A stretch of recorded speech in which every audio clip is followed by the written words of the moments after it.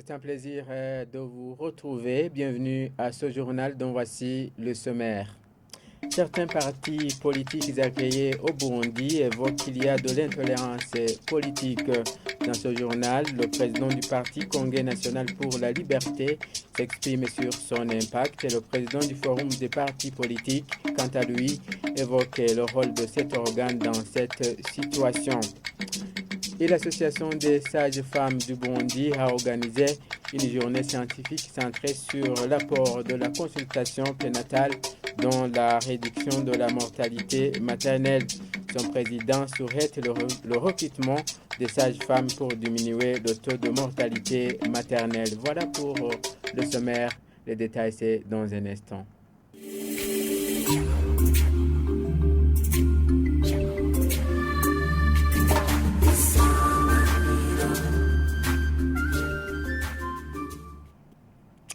Pour ouvrir ce journal, le chef de l'État burundais, Evariste Ndayishimiye, a pris part ce jeudi au 22e sommet des chefs d'État et de gouvernement du marché commun de l'Afrique orientale et australe, COMESA. Au cours de ce sommet, et il a été élu vice-président, information que nous tirons sur le compte Twitter de la présidence du Burundi.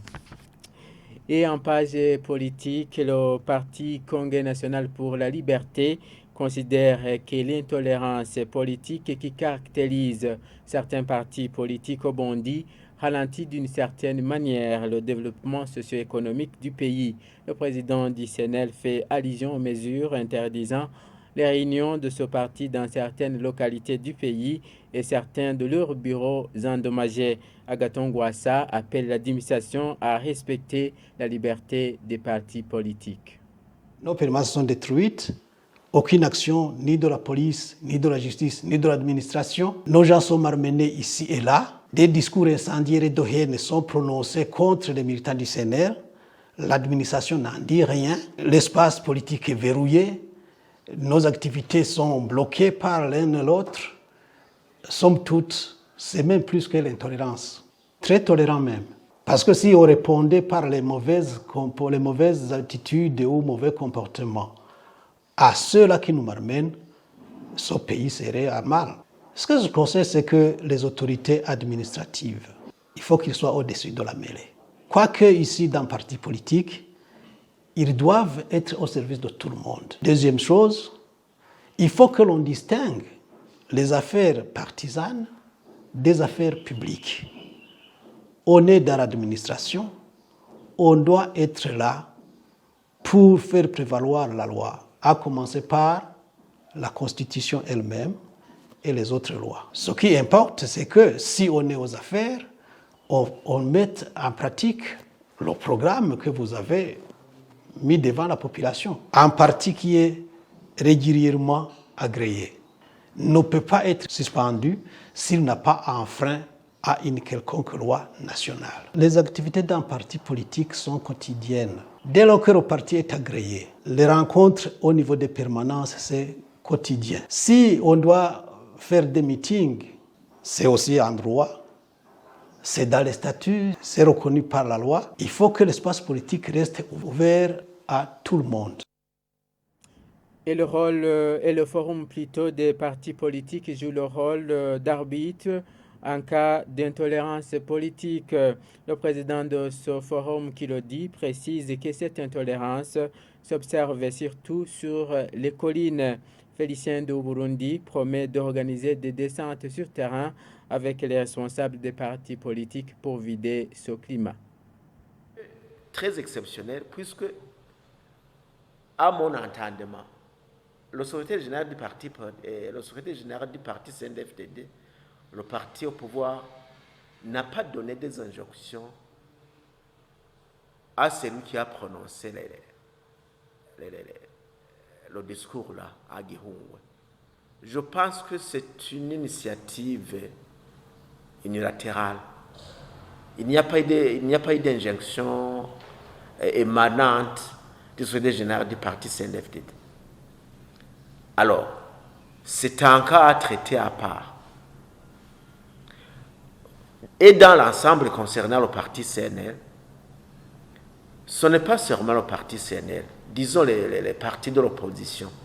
Dans leurs rapports respectifs, ils disent que au niveau province et au niveau commune, ils n'ont pas aucun problème.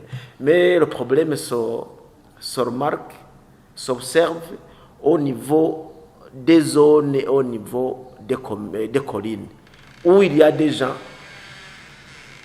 qui leur empêchent de travailler sereinement sur terrain. Alors, on a décidé, nous étions en réunion avec le ministère de l'Intérieur, on a décidé que nous allons tenir des réunions dans les différentes zones, dans les différentes collines, avec tous ces leaders des partis politiques, avec les représentants respectifs des différents partis politiques, et leur dire que nous sommes ici et que quiconque tentera d'empêcher l'un ou l'autre parti de faire des réunions autorisées, qu'il sera puni conformément à la loi. Il faut toujours qu'il y ait du respect de la loi régissant les partis politiques. Et quant au forum, nous allons travailler conformément à notre plan d'action, c'est-à-dire nous allons continuer à faire des descentes sur terrain pour prodiguer des conseils afin qu'on puisse entrer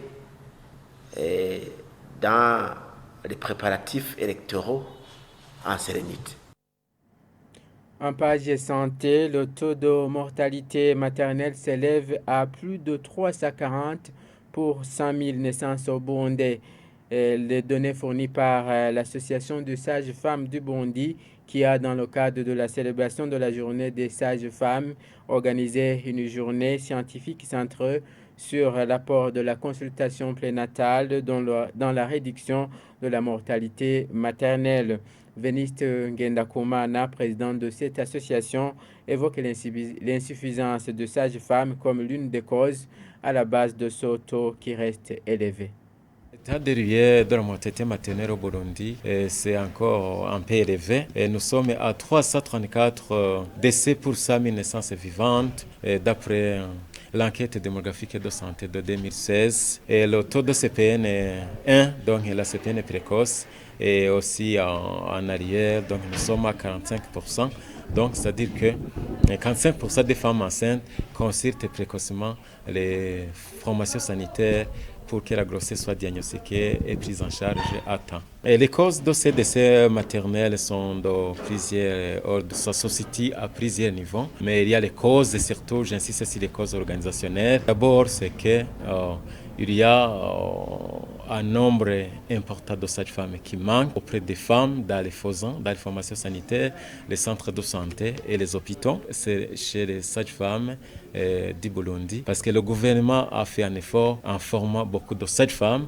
Nous avons plus de 4000 sages-femmes qui sont chômées et qui sont compétents à aider ces femmes au niveau des centres de santé et de la communauté. Et la deuxième cause organisationnelle, c'est que la profession de sage-femme, la profession d'infirmière, ainsi que les professions alliées n'ont pas d'ordre professionnel. Alors, s'il y a l'ordre professionnel des infirmières et des sages-femmes, c'est qu'une sage-femme ou un infirmier, un professionnel allié qui commet une faute, il est directement puni par l'ordre et l'État via le ministère de la Santé publique. Le rapport de la CPN dans la réduction de la mortalité maternelle, c'est qu'une fois la CPN est faite par un spécialiste sage-femme, et précocement, donc dès les 3 premiers mois de la grossesse, on a toutes les capacités à bien prendre en charge la femme et précocement, on fait le diagnostic d'abord de la grossesse à temps.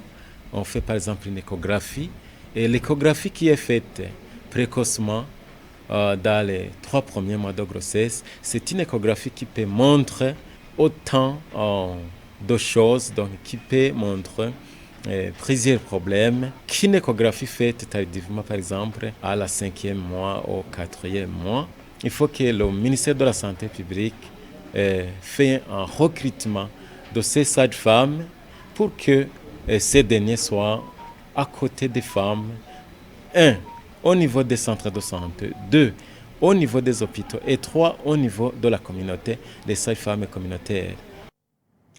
Page élevage pour clore ce journal. Plus de 100 vaches qu'on faisait paître dans les palmeraies de Kigwena en commune et province Rumongue ont été saisies ce mercredi. Le chef de zone Kigwena dirigeait cette opération pour faire respecter la loi sur la stabilisation permanente. Selon lui, les propriétaires de ces vaches doivent les récupérer pour les regagner dans les étables moyennant paiement d'une amende. Jean-Pierre Misago pour les détails.